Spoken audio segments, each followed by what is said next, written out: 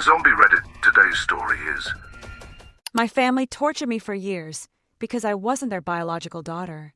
15 years after I escaped, they came back to my door with a surprise that changed everything. I need to share my story so that you understand why I am so worried and what I have been through so far. If I had to sum it up, I would say that I had a terrible childhood. My mother had an affair, and I was the result of that relationship. My father didn't find out until I was 10, and when he finally found out, it was as if he had completely changed. One day, he was just a strict but distant father, and the next he would look at me as if I were something repulsive. At first, I didn't understand what was happening. My father stopped talking to me except to give me orders or insult me. My mother, who had always been more present in my life, began to avoid me.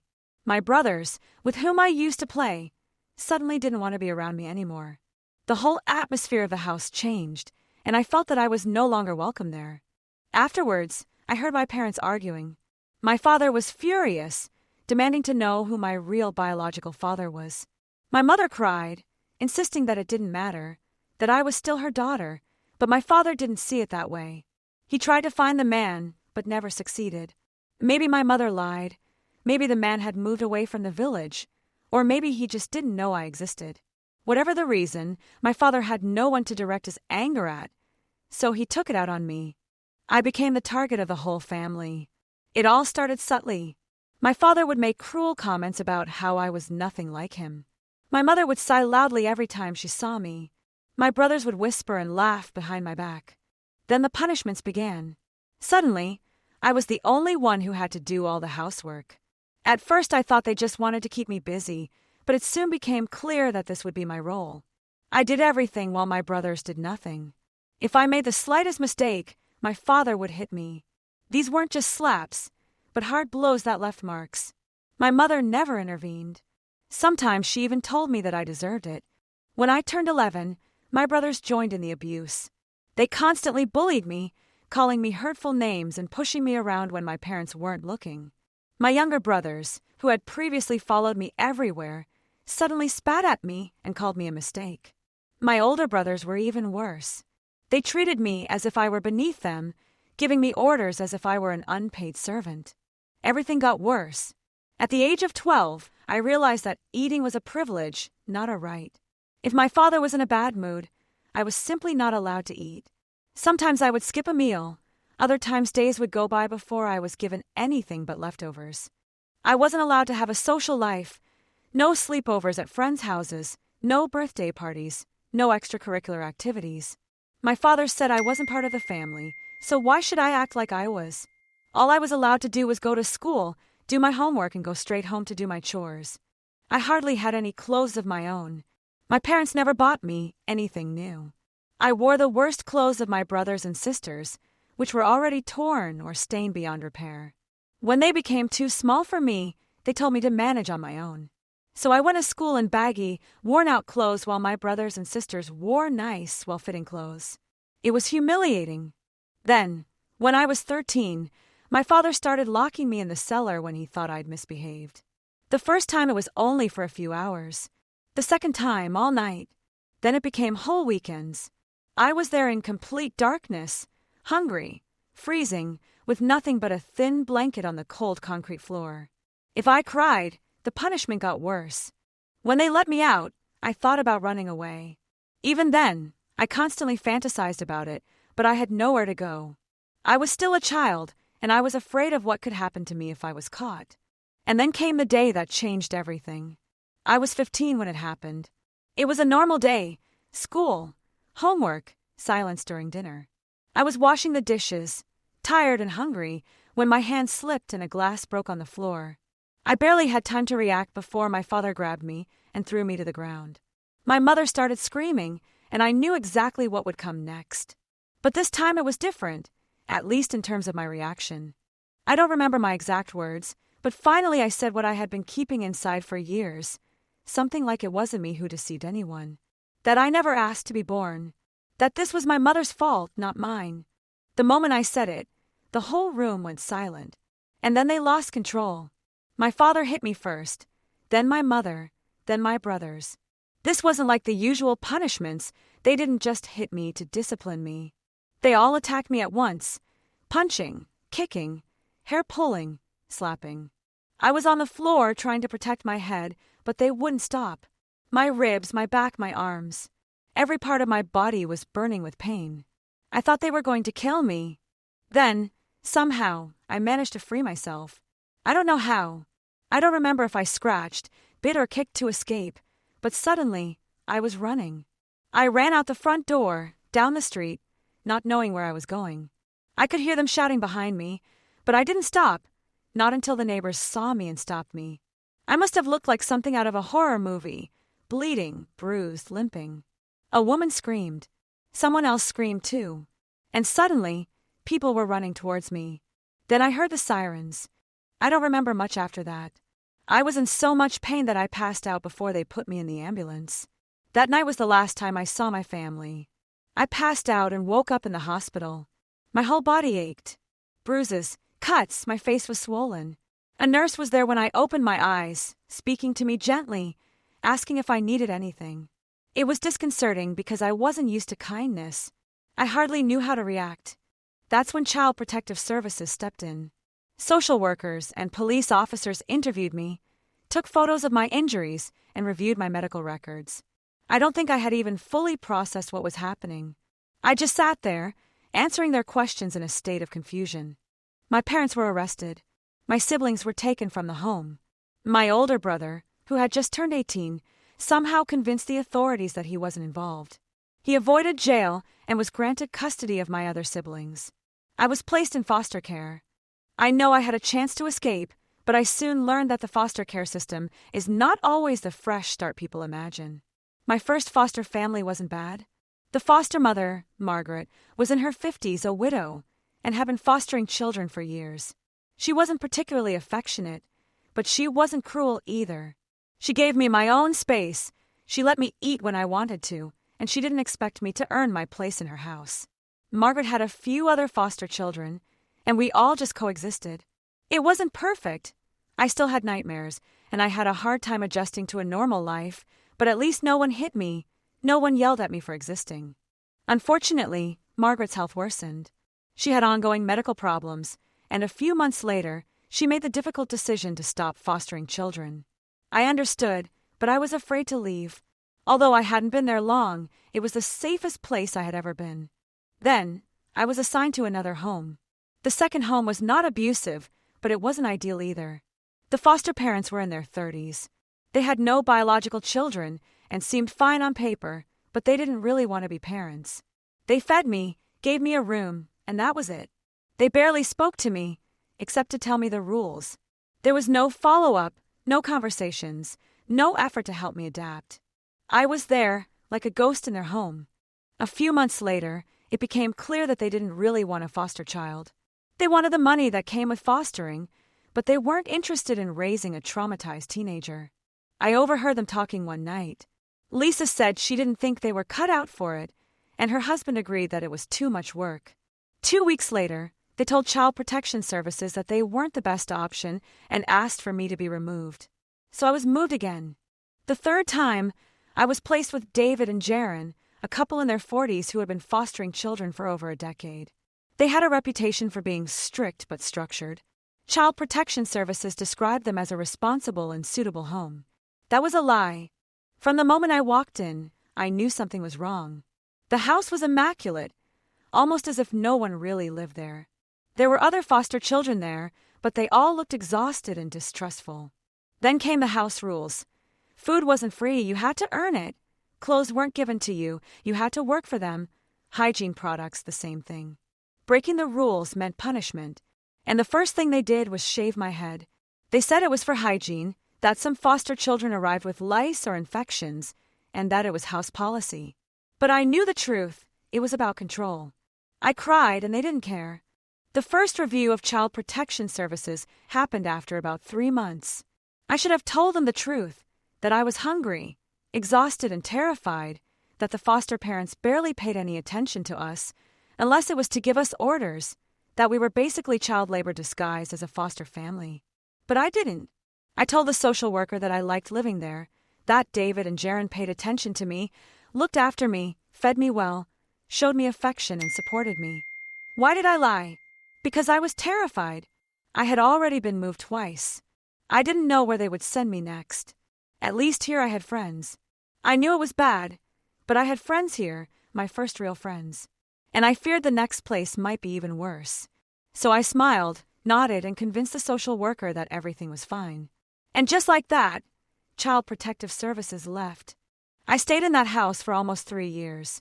I knew that the only way out was to grow old within the system, so I focused entirely on school. I worked when I could, saved the money I earned, and planned for the day when I could finally leave.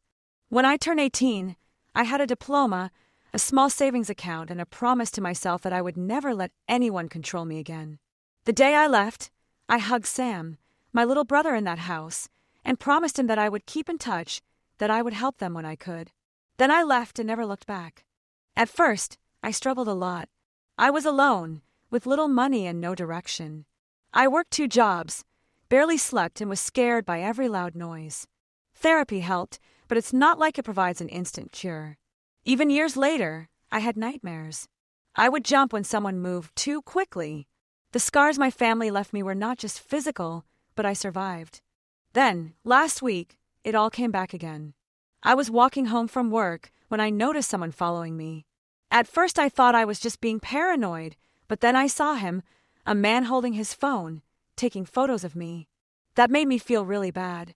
At that moment, I didn't think, I just reacted.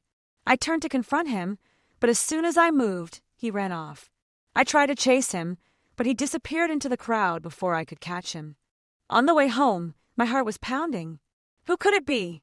A stalker, a stranger, or something worse? That's when it hit me. My parents were released from prison 3 years ago. I hadn't given it much thought at the time. They never tried to contact me. I thought they had forgotten about me, but now I wasn't so sure.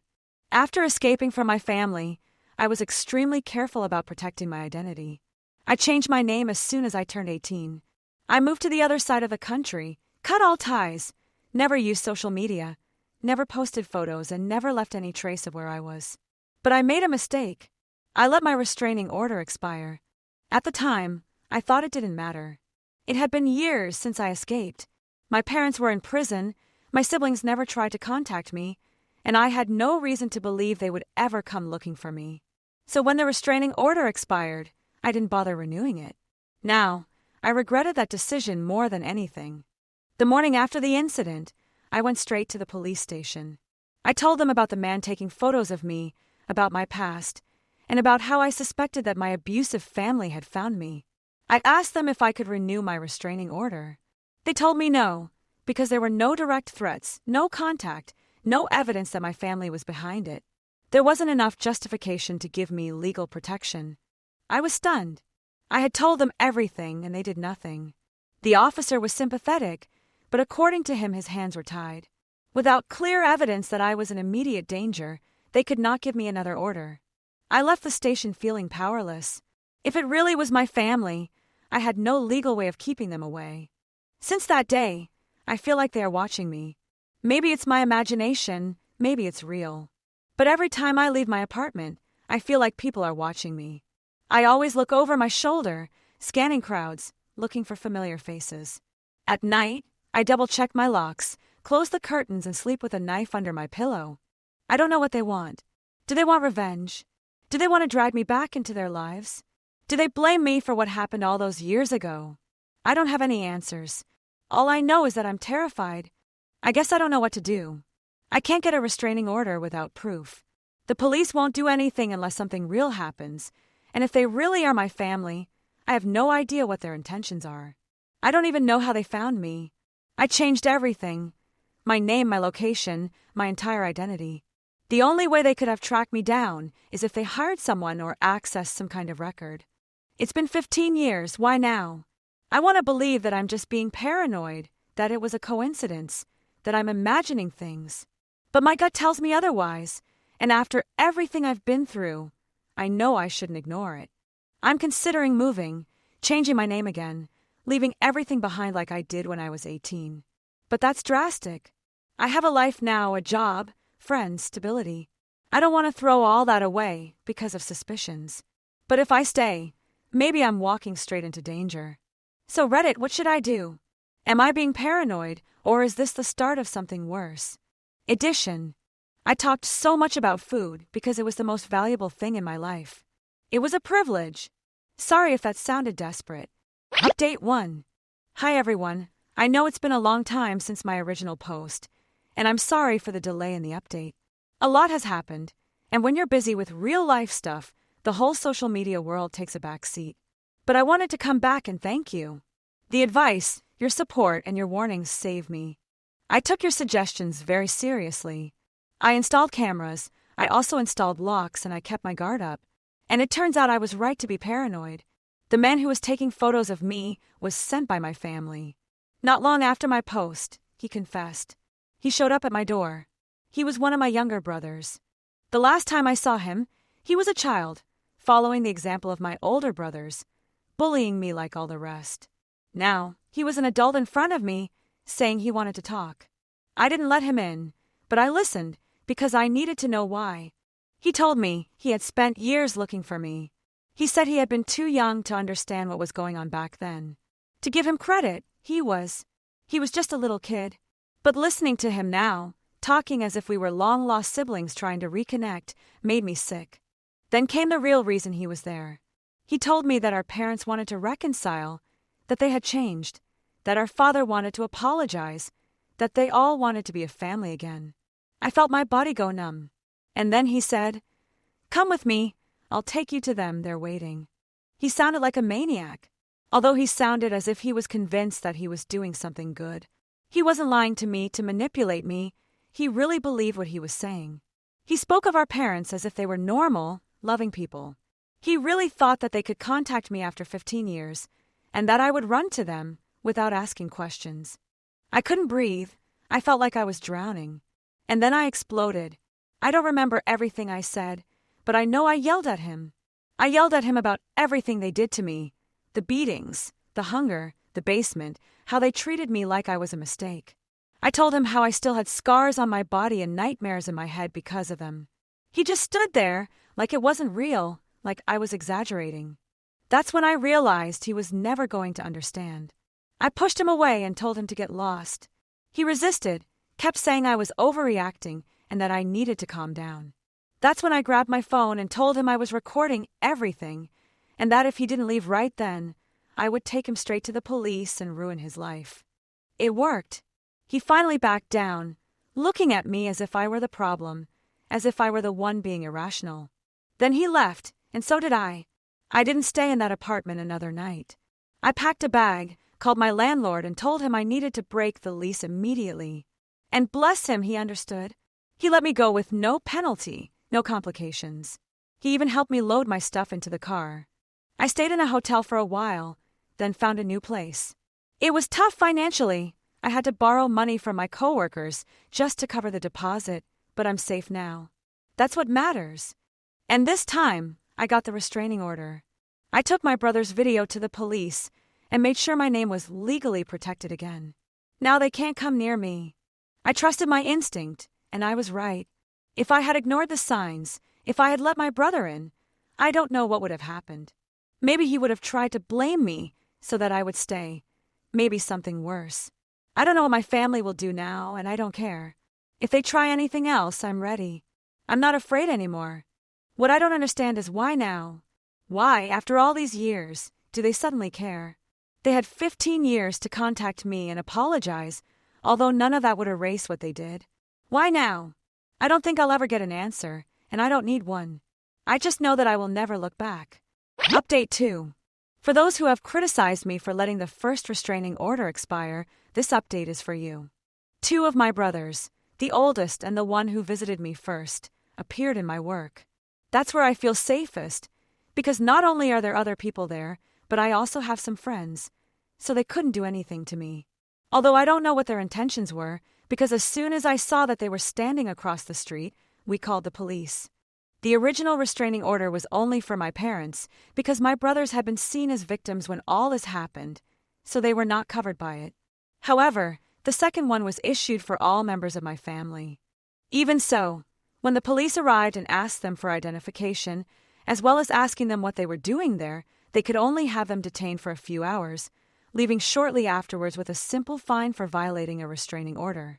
Yes, that was the whole point of the restraining order. Not weeks, not months in jail, not anything. Because my brothers were not found guilty a while ago, and all because the jurisdictions are not the same. Don't ask me why, as it's not something I understand, but as we lived in another state and now I've moved to another, that has benefited them. Bureaucracy at its finest. For now, I'm trying to take different routes home, and always looking over my shoulder to see if they're following me. A coworker has also offered to drive me home after my shift to make sure I get home safely. He stays parked in his car for a few minutes to check that my family doesn't show up. But talking about other things, based on a question about my biological father, no, I have never tried to look for him. He may be the most wonderful person in the world, but I'm also afraid that he may not be. So I've preferred to leave that door closed rather than open it and bring more problems into my life. Update 3. On the advice of my lawyer, I have decided not to publish for a long time, although I had a series of updates that I would have liked to share. But it was better for our chances, and it was worth it. If you remember, my coworker would walk me home after my shift. No, we're just coworkers and friends. Plus, he's the boyfriend of one of my friends who also works with me. She even comes with us on the days when we all finish our shifts at the same time. That day was one of those, and they stayed 30 minutes after I arrived to make sure everything was okay. They had been doing it for weeks, and until now it didn't seem to be necessary. But my parents seemed to have followed us or found out where I lived. Yes, I know we changed routes and checked to see if we were being followed, but none of us are detectives from an 80s movie, so it's not like we knew what we were doing. They may even have found out another way. Well, my whole family showed up at my door, and my friends first called the police, and then they notified me. My family had gifts to give me, or something like that, but everything was taken away by the police later. My friends recognized my 2 brothers from the time they visited my work. They started banging on the door and looking in the window. Fearing that they might do something, like throwing things at the window that could hurt me, they got out of the car to confront them. It wasn't the best idea, but I'm grateful that they did it to defend me. Anyway, the police had already been notified and were just a few minutes away. They went out to interact with them and tell them to leave, while I watched everything from inside. Things got serious, and my brother started attacking my friends. That's why I went out, even though I was scared, because I wasn't a child anymore and because I wasn't going to let them hurt my friends. But there were more of them, and they ended up attacking the 3 of us. Not as much as the first time, perhaps because the police arrived shortly afterwards, but enough for them to take my case seriously. Not only have they received a criminal complaint, which has been transferred to federal jurisdiction, so that the previous offenses are taken into consideration, but my lawyer and I have also decided to file a civil suit against them. My friends have also done the same in a class action lawsuit against them for assault. This is why I didn't post here during all this time, as that could affect my chances of winning, according to the lawyer. I could say something here that would affect my case. Maybe not, but I wasn't going to risk it. I wanted to see my parents behind bars and paying. The trials were quite long, with a lot of emotional and physical stress. But now here is what we have won. I say we have won in both trials because both the money and the sentences imposed on my parents and my brothers and sisters have been a victory for me. More than a victory, it is a great chance to leave this far, far behind. In total, my parents and my siblings had to pay my friends and me a combined sum of $75,000. My share is approximately $65,000, which is an impressive amount. Maybe it's not too much money for you, but for me, with a normal job, it's impressive. I'm going to share part of my reward with my friends. It's my gift for protecting me the way they did. As for the penalties for my family, my father and mother, for the recidivism, in addition to the fact that they were still on probation, they received a sentence of 20 years, which they have been serving since the day they were arrested. No, they weren't convicted that quickly, but they were arrested and couldn't get out even on bail. At the trial, they said that their intention was only to repair the relationship, but the aggression told another story. So I'm happy that they will spend more than half of their lives in prison if we count both sentences. My siblings have also been given sentences ranging from 5 to 12 years for their involvement in all this. Not just for what happened on that particular day, but for the bullying.